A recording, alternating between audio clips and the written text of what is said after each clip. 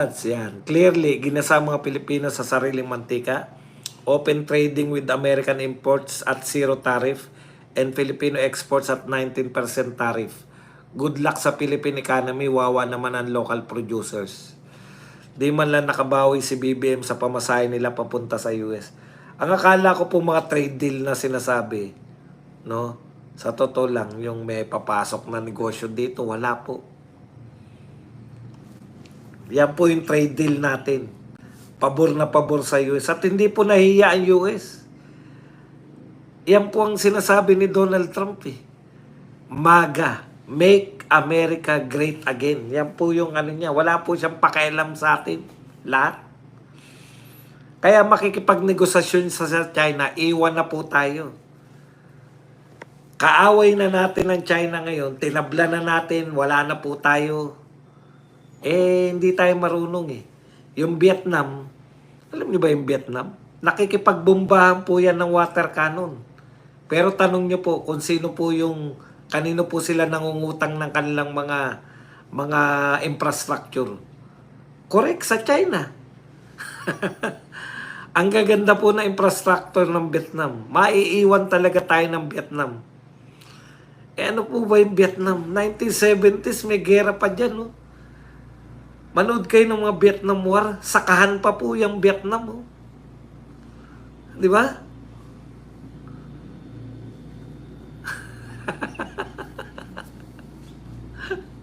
Hello, pahiyang-pahiya. Puta, may magandang may magandang may magandang balita eh. Walang pahiyang-pahiyang. Tuwad. Walang dalang pledge si BBM, kaya wala po. Ang trade deal po na inuwi niya, pabor po sa Amerika. Zero tariffs ng American goods na papasok sa Pilipinas. Philippine goods na papasok sa Amerika, 19% na tariff. Ayan po. Favors in exchange of the Philippines. Iniwan na ng mundo ang US. Tayo, sige pa rin, lumobo ng membership ng BRICS. Pinakinggan mo ba sinabi ni Trump about sa last admin? Kasi nungalingan nyo talaga. Ano po sinabi sa last admin? Ano sinabi? Sabi, may problema ka. Alam ko may problema ka sa other president. Problema naman po yan ng other. Tama naman yung si Donald Trump. Nag-tilt sa China. May masama po ba ron? Yan na po yung akusasyon eh. Ano po ba masama doon? Narinig mo ba yung sinabi ni Donald Trump sa China? Wala siyang problema kung may makikipagrelasyon si BBM sa China. Dahil siya makikipagrelasyon din. Hindi mo naintindihan, no? Kay Donald Trump, wala siyang pakialam. Negosyo una. Pareho sila na in-check eh. Usap tayo, pareho tayo mahilig kumita.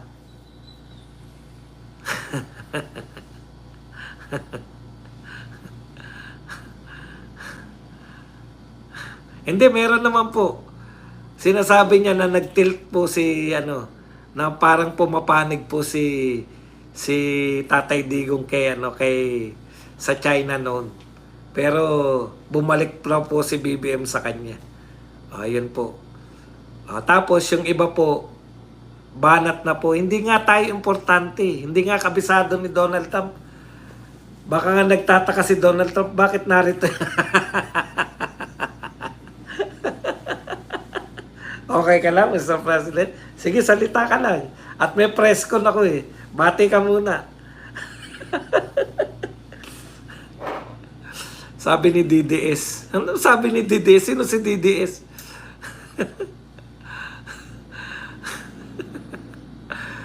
Bakit di sinama ni BBM si FL Lisa? O di ba DDS? Sinabi ni Trump, maganda relation niya sa China kaya walang problema sa kanila. Sabi ni Trump, di ba? Bakit po na-warningan na siguro si BBM na wag magsalita ng masama sa China? Bakit hindi po nagsalita ng masama laban sa China? Dadalaw si Donald Trump sa China.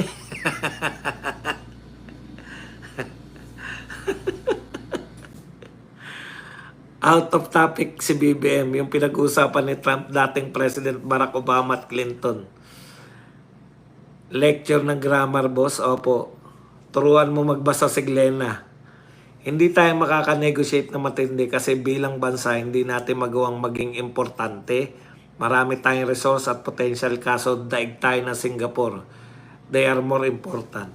Ang layo naman po ng Singapore. Yung mga malapit lang po sa atin, number 1 yung Singapore eh. Tayo po, tsakuli, ilagay mo na lang yung Vietnam na iiwan na tayo. Singapore, ang layo na po natin sa Singapore. World class po ang Singapore eh. Southeast Asia lang, huling-huli po tayo eh. Wala, hindi na pag-usapan ng ICC at si FPRRD. Ardito? Sino ba ang representative ni FPRRD ron? Meron ba? Ardito.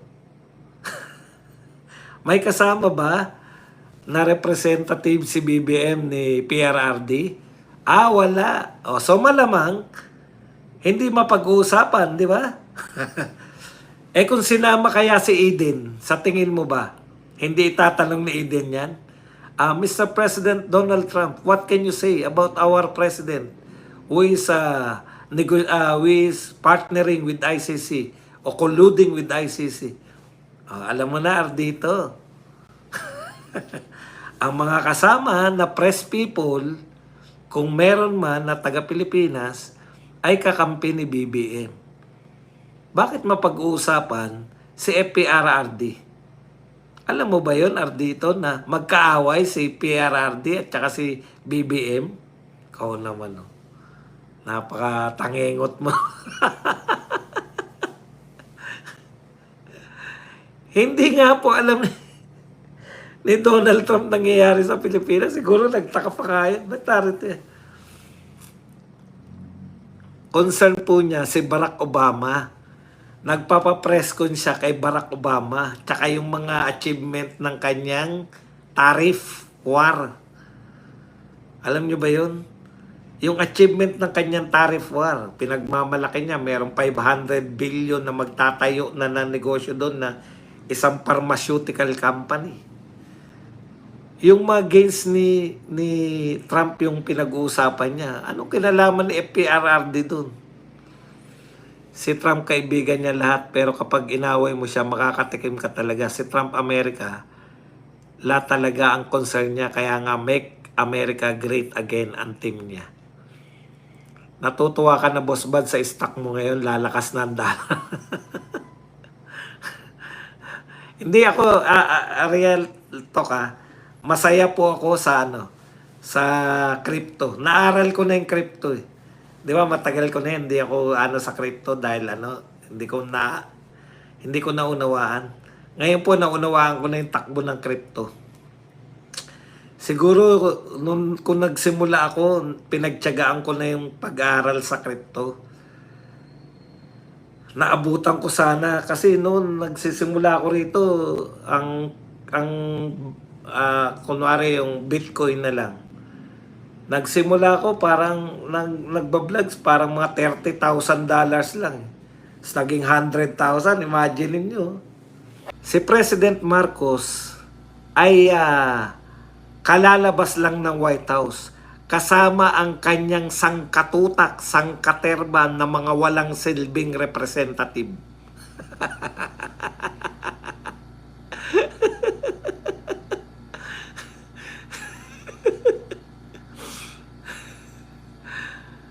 Di ata malulugi mag-invest kasi di magagalaw, pero pera mo tumaas, bumaba ang stock. Parang siningit lang si BBM sa schedule ni Trump kaya mabilis lang. Ngayon nasa dinner na si Trump with the Republicans. Di man lang invited si BBM sa dinner. Kaya nga tinawag na lang sana niyang gumastos pa ng bongga, bit-bit pa ang galamay na walang silbi. Marami bang Pinoy OFW sa China? Magkano ba remittance from China? Pasensya na po kayo, alam ko po marami. Kasi ang Hong Kong po ay parte ng China kung hindi mo alam. Ang Macau po ay parte ng China. Hong Kong at Macau pa lang, marami na pong OFW doon. No?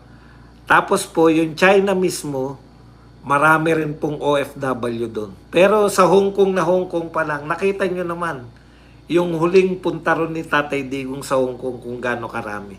So kung ini-imagine mo yung China, labas ang Hong Kong at Macau, hindi po.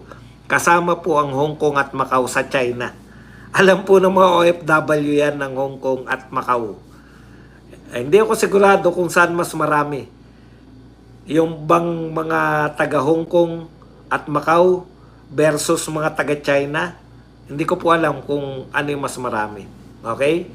Pero kung tulong po ng OFW from China, ang sinasabi nyo, isama nyo po yung Hong Kong at Macau dahil part po sila ng China. Walang kwenta, luxurious Marcos admin. Free use of Philippine lands for EDCA, now manufacturing plant for ammunition. Hindi talaga maiwasan ni BBM ngiwi-ngiwi. Hindi naman maka-US si PRRD, kaya kunyari, nagsalita si Trump sa last admin, takot si Trump kay PRRD. Like na po tayo mga kabadong. Sir, may iba ko, nabalitaan mo yung Alaskan crave. Opo, nabalitaan ko po yun. Kaya lang, alam nyo naman, nag-iisip po tayo, marami na namang umatake doon, hayaan mo na sila. Ang iniisip ko kasi, mahilig po magtanim ng mga ano to mga to. Tapos biglang i-announce ni Auntie Claire na sabi, yung mga nagpapakalat po na King Club, di ba? Dito na po tayo sa totoo kung alam ko po yung source. Ito po, alam ko po ang source eh. Napanood ko po to, kaya wala po kong problema rito. Emily, kaya ganyan si BBM kasi no choice siya. Nasangkot si Lisa sa gulo sa Amerika. Kaya sunod-sunuran na lang si BBM sa kagustuhan ni Trump. Nang oo na lang siya kay Trump. Good day, Ma'am Lishen. Hong Kong ang pinakamarami. Boss, bad sayang gasto sa aeroplano pa US tapos 1% lang binawas sa tariff. Hindi yun yung Bondo Brothers eh. Yung zero tariff. Yung US-made product, zero tariff na ngayon. Hindi nyo ba na-imagine? Wala na tayong makukolektang buwis. Lahat ng papasok na US-made products, tatanggapin na lang natin. Hindi na tayo kikita sa kanila. Nakuha nyo? Kung hindi tayo kumikita, dati tayong kumikita, saan kukuha si Recto ng additional na kita? Mag-iisip na naman si Recto to compensate. Hindi ko alam kung magkano yung natatax natin sa US goods. Pero, kulang na nga tayo ng pera eh. Papasok pa tayo sa kasunduan na walang taripa yung US-made products. Saan po tayo kukuha ng pantapat na naman natin doon? Nagtataas si Recto ng mga tax sa mga Pilipino. Yung Philippine-made product sa Pilipinas may 12% na tax. Pero yung US-made products na papasok sa Pilipinas, 0%. Halimbawa po, para lang po mas malinawan nyo sa katotohanan. Halimbawa po, yung 1,000 pesos na dapat ibebenta, magiging 1,120 dahil sa 12% tax. Ipapasa sa atin yun eh. 1,120 na siya. Samantalang yung US-made product na 1,000 pinasok, 1,000 pa rin po. Walang tax na ipapatong. Kumikita tayo ron eh. Kumikita po tayo ron sa mga pinapasok sa mga taripa. Ang tanong, saan na naman babawiin ng gobyerno yun? Maliit na nga yung kita natin. Ngayon, yung nagtatanong kanina ng OFW sa China, what's your point? Sinagot ka na naman, sinagot na kita. Ano yung next follow-up mo? Follow-up question. Diba? Nabutata siya eh. Iniisip niya China mainland lang eh. Hindi niya iniisip yung Hong Kong at Macau ay parte ng China. Ano na? What's your next question? What's your point? Bakit mo tinanong yan? Huwag mo sabihin wala lang. Gusto mo lang magtanong. Meron kang gustong puntuhin. Di ba? Boss Buds, tanong yung project ni Digong na kanan at gitna dam, ano na balita? Yung kaliwa dam, ang alam ko po na nasimulan na yung kaliwa dam. kung hindi po itutuloy ng sumunod na administrasyon, paano? Ganun po talaga. Ang dami nga hindi tinuloy. Hindi ko po alam kung tinuloy yan ngayon o hindi. Wala na nababanggit eh. Malamang hindi tinutuloy. Marami pong mga hindi pinagpatuloy.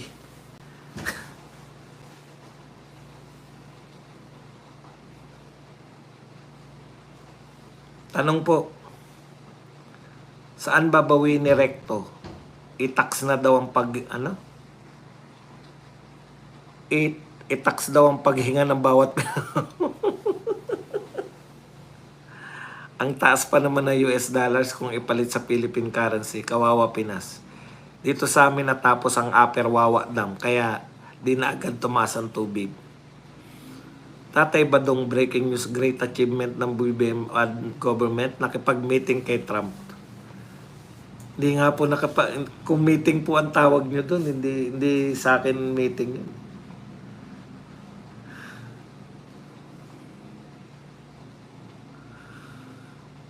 Boss Badge, yung Kaliwa Dam nilipat sa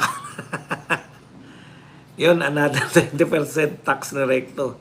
Pansustento yun sa ICC para tuluyan na hindi makalabas. Tatay Badong, breaking news, greatest achievement ng BBM. Yan. Boss Badge, yung Kaliwa Dam nilipat sa kanan ni Marcos. Mga sutil talaga itong mga to. Tatay Badong, sa Vietnam, bilyonaryo ka. Hindi, milyonaryo.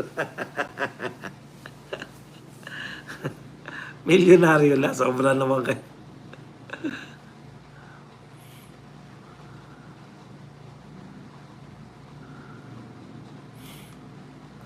Duty free.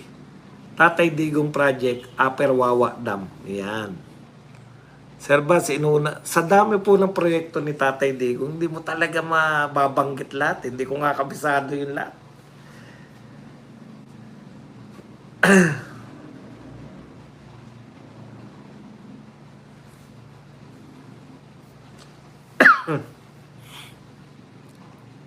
Classmate, syempre, tanga presidente ngayon. Di na siya makipag-deal. Pumunta lang siya doon kasi travel pasyal. In this admin, doing everything para mahirapan ang susunod na mamumuno. Okay lang po yan. Kinaya nga ni Duterte yung Pinoy admin eh. Marcos parang kalabaw kahit saan hihilahin na US sumusunod. Kaya lang nakakahiya po yun, no? Harap-harapan sinabi sa kanya ni Trump na may deal nga siya sa China eh. Wala siyang problema kung makipag-deal si Marcos sa China. Ako nga makikipag-deal sa China eh. Imagine, tayo nakikipagkagalit sa China. Yung amo natin na US, nakikipag-deal sa China. TY sa pakape. May nagpakape ba? Teka lang, hanapin natin yung mga nagpakape.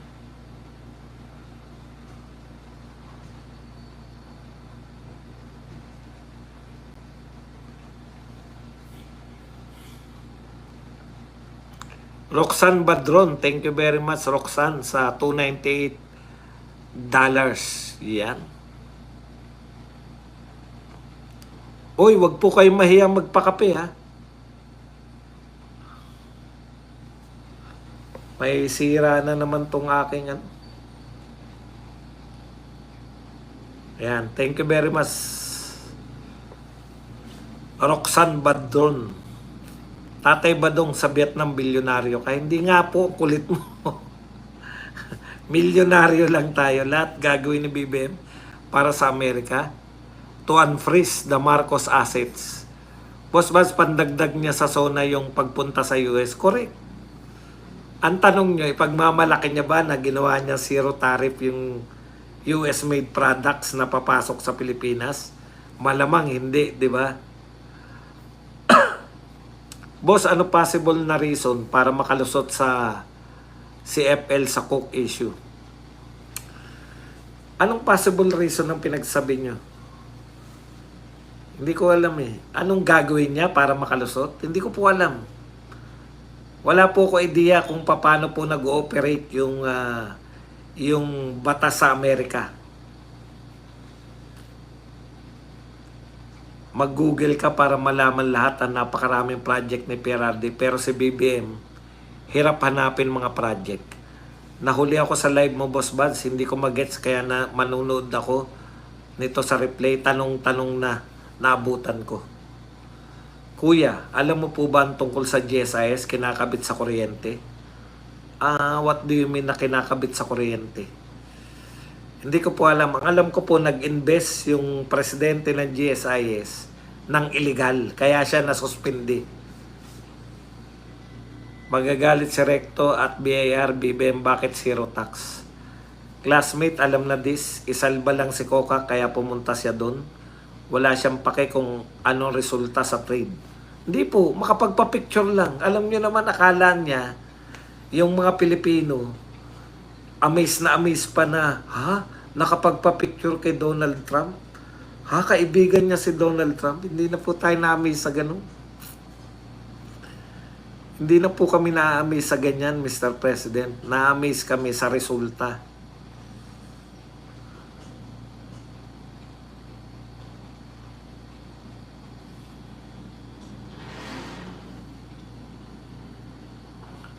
No decoration kung hindi basahan siya ni Trump. Thank you very much kay BBS Las Vegas sa $5.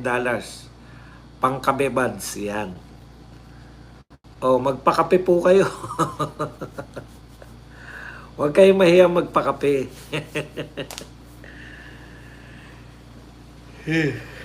Ginaw.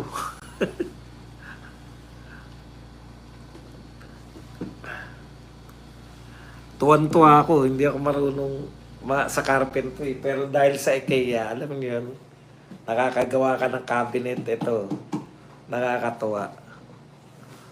Kompleto eh. Sa mga banban, sa mga manual work, malaking bagay yung IKEA. Yung nabubus yung ano mo na may kakayahan kang gawin. Boss, yung tanong ni BP Sara, kung may imbitasyon si BBM kasi gustong makita. Talaga? Ibig sabihin, hindi siguro naman may nag-imbita sa kanya. Kaya lang hindi siya yung usual na state visit na may war on drugs campaign si Trump at may allegation ng droga si PBBM kaya nag-aalangan si Trump i-entertain si PBBM. Yan. Okay. Yan kasi, di ba, halimbawa po na yung allegation balang araw. Halimbawa, nag-isa pang termino si Donald Trump. Nakasabay niya si BP Sara, di ba?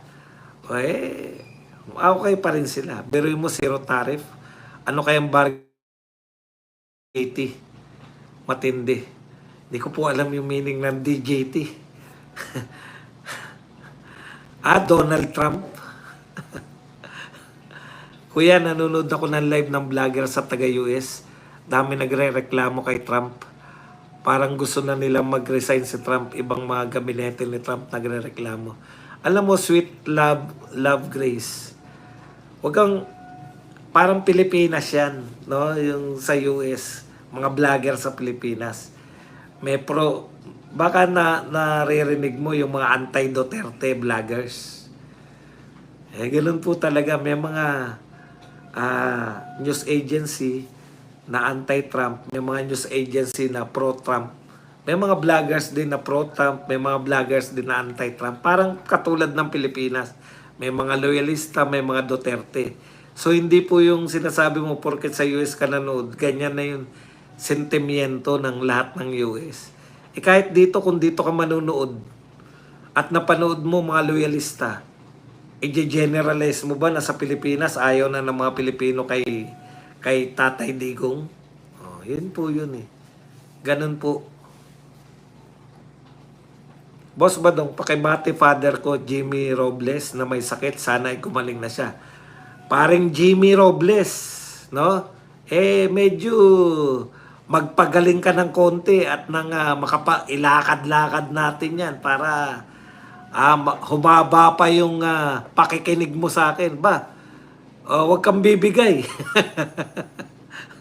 Kayo na lang nanonood sa akin. Jimmy, paring Jimmy, ha? Medyo lakasan mo na konti, kaya mo yan. Mambababae pa tayo.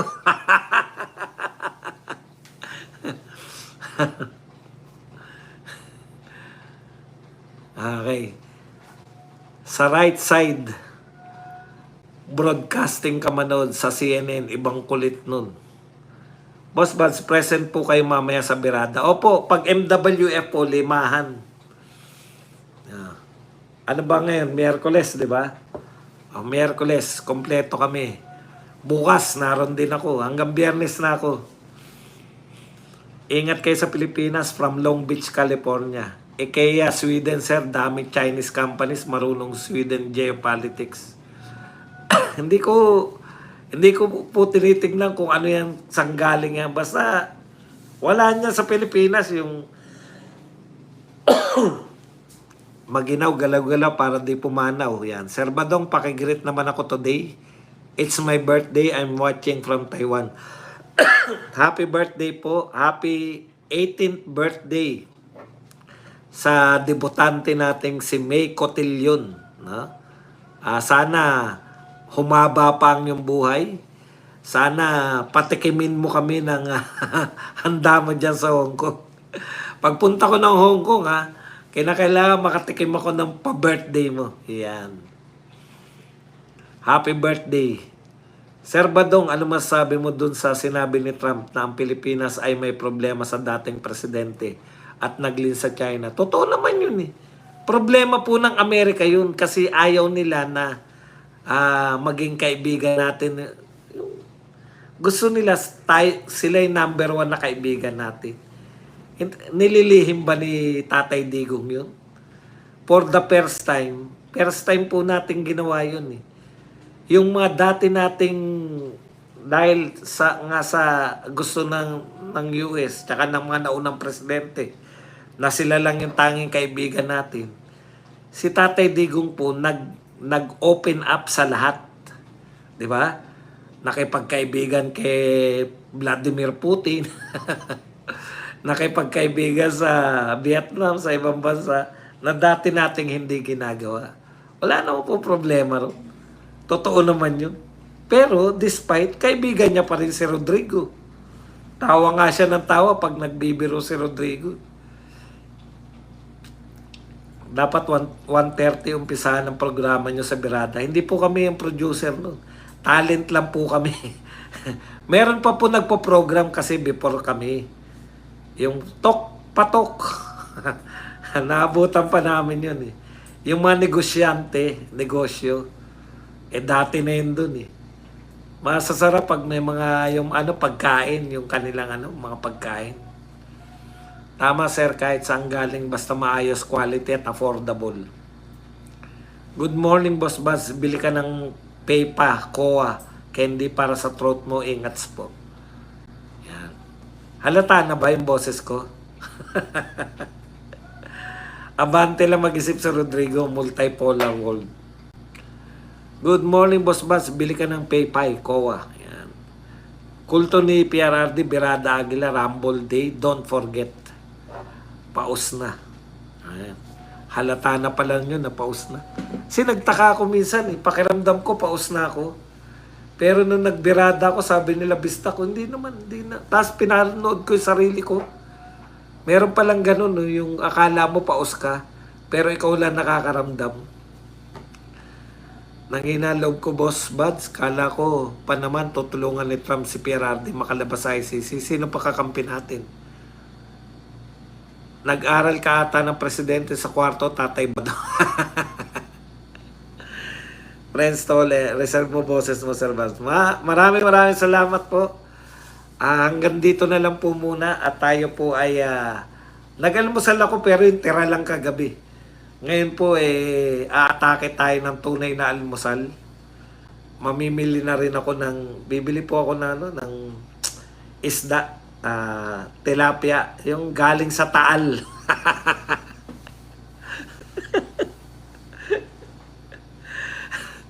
napabudol tuloy si budol-budol tuloy. Budol, ano tawag doon? Budol, no? Budol ba yun? Budel pa. Budel. Napabudel fight tuloy si Ate B. Si Governor Vilma Santos. Maraming salamat po sa inyo lahat. Hanggang dito na lang. Hanggang sa muli. Badong Aratlis po. Paalam. Bye-bye. Thank you very much po. Kita po tayo mamaya sa Birada.